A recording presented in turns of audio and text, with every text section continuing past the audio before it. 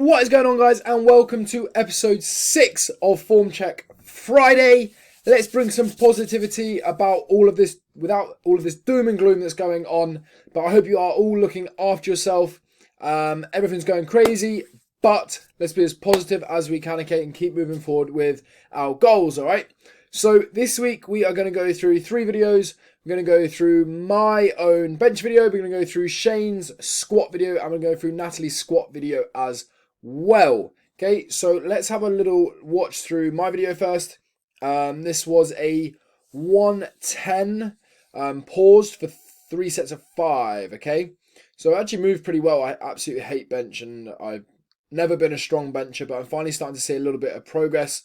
I think one of the big thing that's kind of worked for me recently is just staying a lot kind of tighter on my pause and just being a lot stricter. I used to kind of let the bar sink, and I just found I lost a lot of kind of tension through and just lost my scapular position. Okay, so let's take it right back to the beginning from my unrack.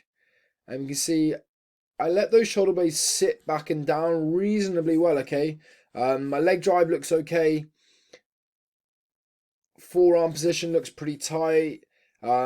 Chest is nice and high. Arse is still in contact with the bench. Heels are down.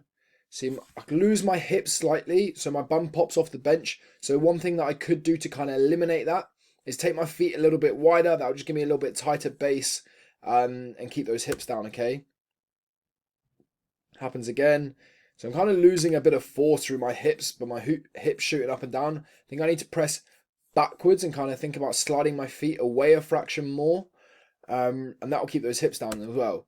The other thing when I kind of look at things is I feel like my wrists are a little bit cocked backwards. I really need to focus on trying to keep those wrists as straight as I can, not losing force kind of through the back here, keeping those wrists nice and straight.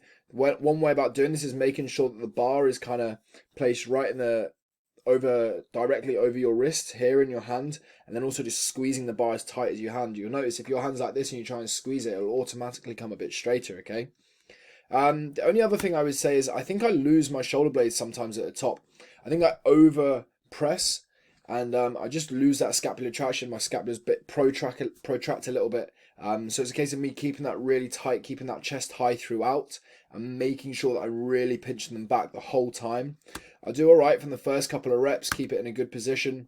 But as I get tired, I over press and let those shoulders come forward. They should be sat back and down and pulled back and down towards my back pockets the whole time throughout the movement. These are little things which I always know I need to work on, so I'm constantly trying to. It's one of the reasons I have these slightly lighter back off sets and the speed work to really get a chance to practice that form and technique, okay? So let's have a look at my online client Natalie's squat video. We'll watch it through quickly. I think we had 55 kilos on the bar here. Natalie had done a reasonable amount of lifting, but never really seen huge progress in her lift. So it's something we've been very focusing on a hell of a lot. Making sure that each and every session she gets in there, she is progressing. We are getting stronger over time. If you haven't seen my video on how to progress your training, make sure you go and check it out. I think that's one of the biggest mistakes people make is they don't progress their training. If you go in and do the same stuff every single day, you'll stay the same. It's that simple, okay?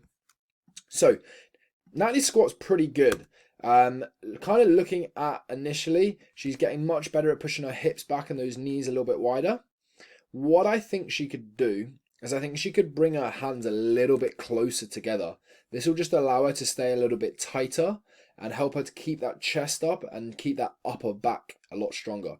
Because the weight's pretty submaximal here, she can get away with it. But I think as she gets heavier, she'll struggle with keeping her chest up throughout, just because she doesn't seem very tight through that upper back, okay?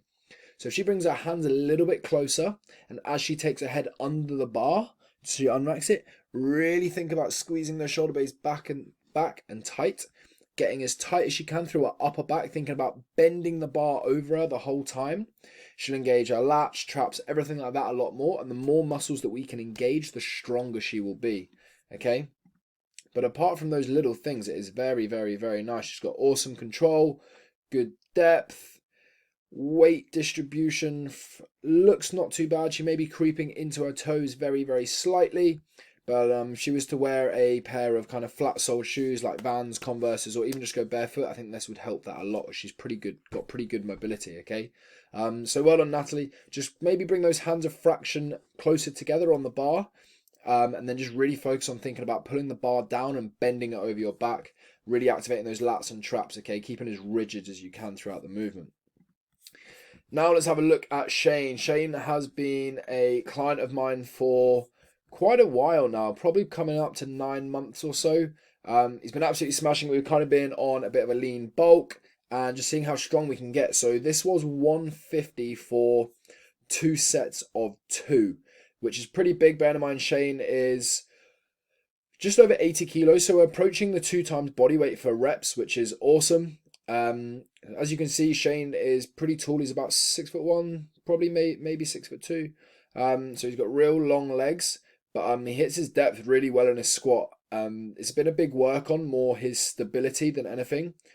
Shane liked to kind of dip his knees first before initiating the movement with his hips going backwards, but we've got so much better at that. There's not really a huge amount to work on if you ask me with Shane's squat. I think moving to a low bar squat at some point in the near future for Shane would be a really good thing if he wants to kind of really blow his numbers up. But